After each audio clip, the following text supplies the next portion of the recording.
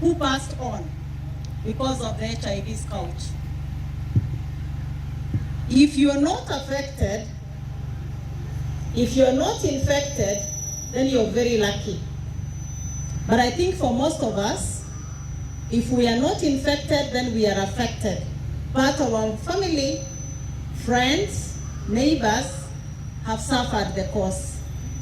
But we want to thank the government and we want to thank stakeholders for what they did earlier on up to today so that we have actually seen change.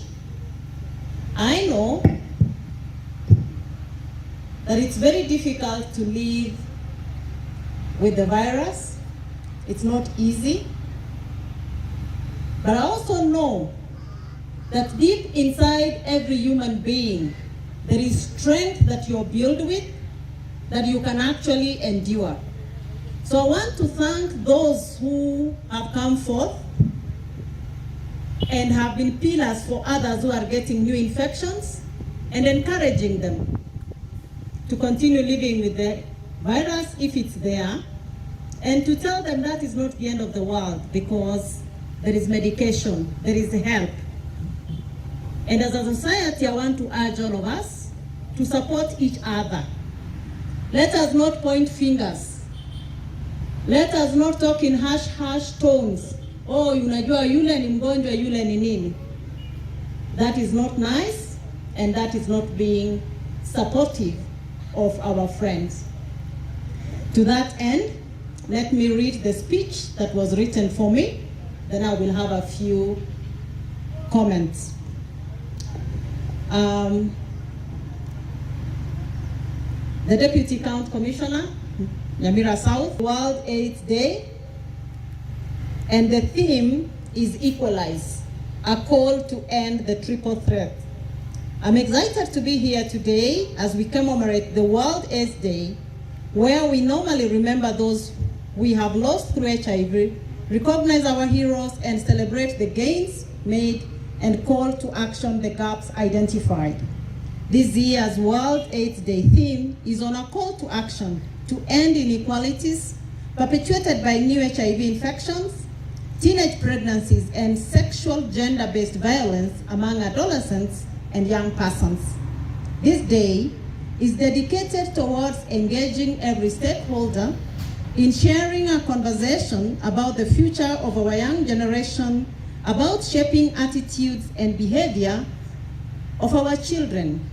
We are currently facing a new challenge to teenage pregnancies, increasing new HIV infections, and sexual gender-based violence confronting our adolescents.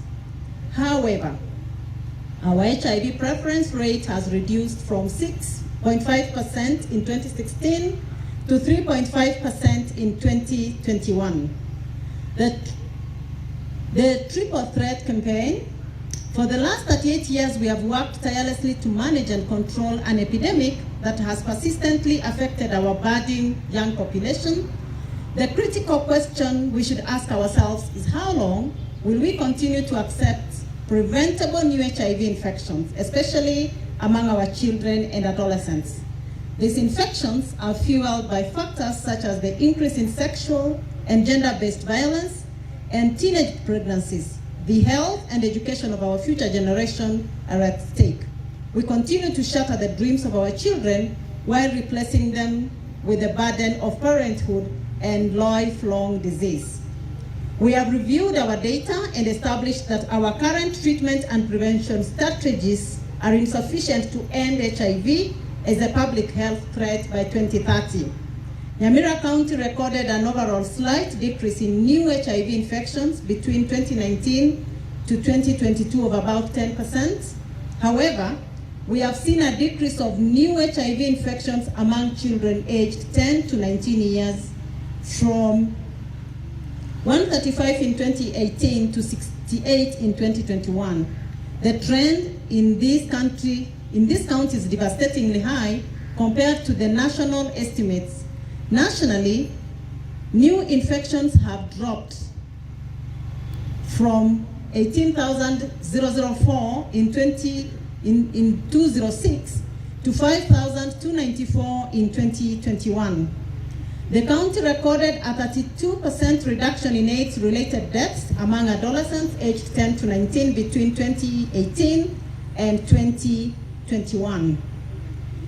It is sad that out of 100 mothers attending the ANC clinic in Nyamira County, 20 are aged between 10 and 19. These numbers have been the average for the last 4 years. Although we witnessed decline in adolescent pregnancies from 25% in 2020 to 20% in 2021, it is not fast and significant enough to secure the future of our girls. Our young girls have become mothers when they ought to be pupils. Last year, our records show that we had 3,547 girls aged 10 to 19 attending the clinic for pregnant mothers. And from January to October 2022, we saw 2,799 teenage pregnancies that were recorded in our ANC clinics. This is unacceptable, and we must do something to save our girls. However, we are glad to announce that mother-to-child transmission of HIV has reduced from 24.8% in 2018 to 9.1% in 2021. Now, what is the reason that we have all this? One is our cultural practices such as circumcision, child marriages, sexual and gender-based violence are the root causes of adolescent pregnancies in this county.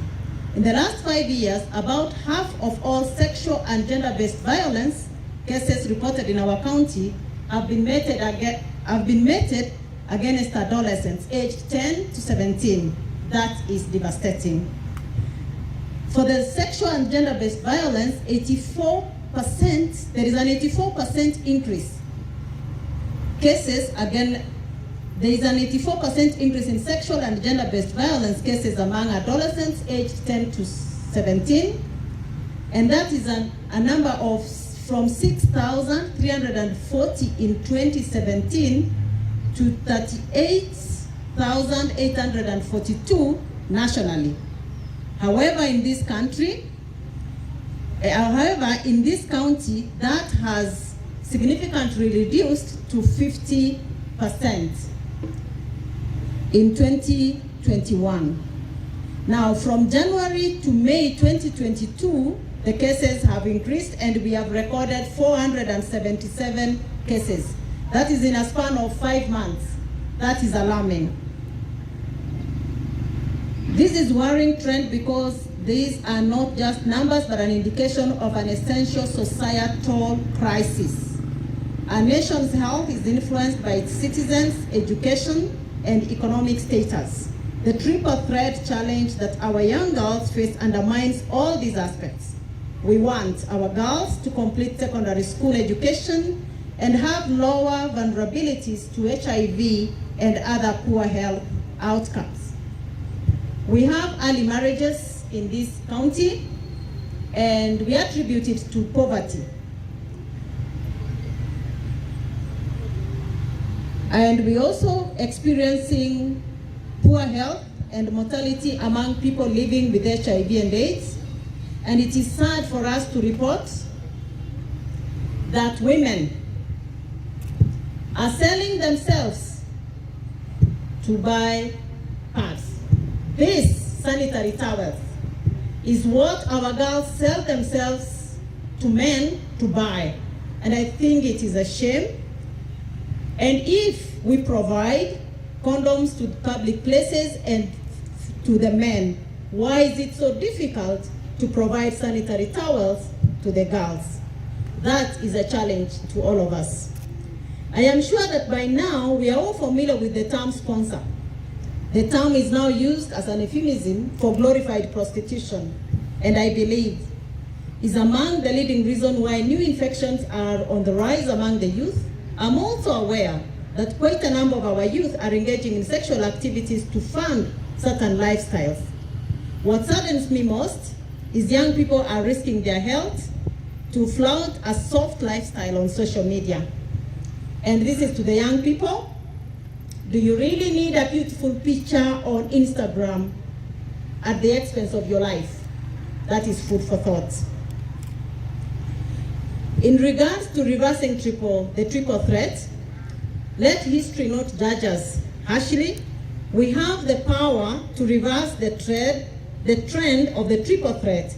I applaud the national government and county government officers and health providers for their excellent job of curbing these viruses.